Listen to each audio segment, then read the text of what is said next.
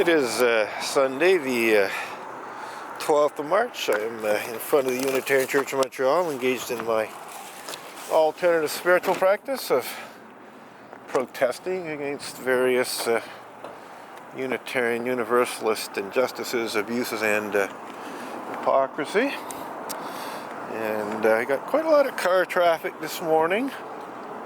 I'm not quite sure why, but I suspect that for some reason there may be a blockage of the highway and that the cars are using the Maisonneuve Boulevard as an alternative route, because it really is a higher level of hello. Little kid waving. So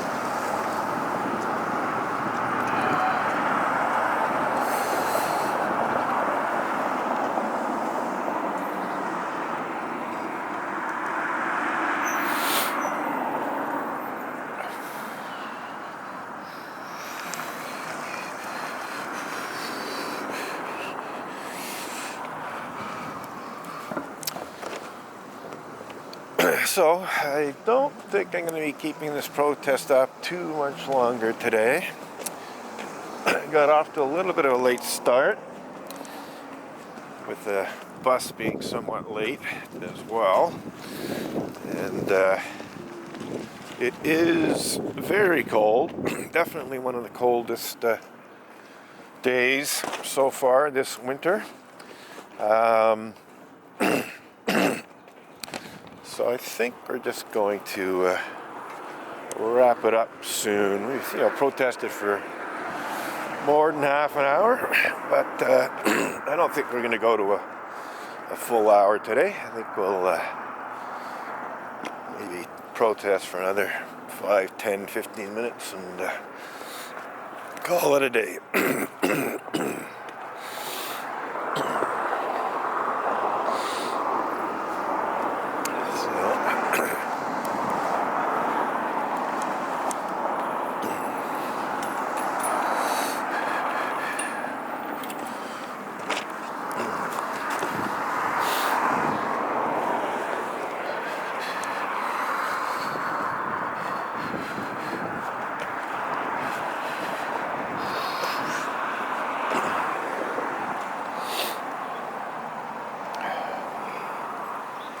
In fact, this protest is being so uneventful, I may not even upload the video to YouTube.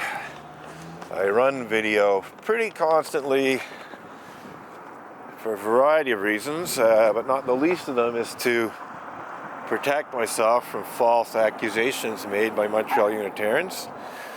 Montreal Unitarians have called in quite a few false complaints to the police, and I like to be able to protect myself from any false claims by having some video that shows that, you know, whatever they're saying happened didn't actually happen. And of course, when the police do intervene, it's good to have a video of our discussion. So there's that as well. And I usually narrate, what the protest is about, but this morning I haven't really bothered. Here comes Harvey Shepard, I think. I'm correct here. Yeah, it looks like Harvey Shepard. Hey, I have something new for your Did You Know series. What's that? Did you know that the UA moderator Jim Key brazenly lied about sexual abuse of children in an apology for clergy sexual abuse? You know that? You proud of that? You proud that the leaders of your religious community brazenly lie in apologies to hide child sex abuse, pedophilia, and rape committed by Unitarian Universalist ministers? I wouldn't be very proud of that, Harvey. So, that might be one of the more eventful moments. Harvey Shepard is a former religion columnist of the Montreal Gazette. And I recently found that he's doing a little Did You Know piece in the church newsletter. You know, did you know this? Did you know that? You know, little snippets of history of the Unitarian Church of Montreal or the larger Unitarian Universalist religious community. So I thought I'd give him a little Did You Know snippet about the fact that UUA moderator Jim Key did in fact brazenly lie about sexual abuse of children in what was supposed to be a second UUA apology for clergy sexual misconduct. In fact, Jim Key pretty well flat out denied the existence of any sexual abuse of children by Unitarian Universalist ministers in his apology. His exact words were, "There were no incidents of abuse or of children or elders in my investigations." So he's essentially saying that, in his investigations of Unitarian Universalist clergy sexual misconduct, he didn't find any evidence of any sexual abuse of children by Unitarian Universalist ministers. This is an outright lie. I personally told him about some cases of pedophilia and even rape of children. Sexual abuse of children that even went as far as outright rape. And I can't imagine that, I can imagine that nobody else told him.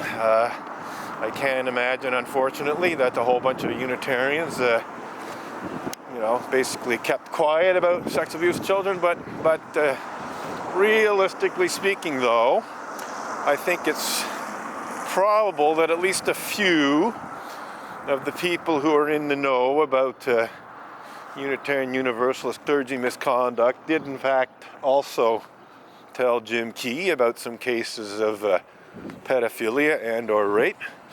I don't believe I was the only person to inform him about that. So he just totally outright lied about sexual abuse of children in what was supposed to be an apology to victims of clergy sexual misconduct. And he also significantly played down, how much clergy sexual misconduct there is. He, in the apology, said it was only a small number of ministers, when in fact anyone who bothers to do the research knows that a minimum of 400 Unitarian Universalist congregations have been affected by clergy sexual misconduct of one kind or another, and that it could be as high as 2/3 or more. 400, by the way, is 40% of Unitarian Universalist congregations, more or less.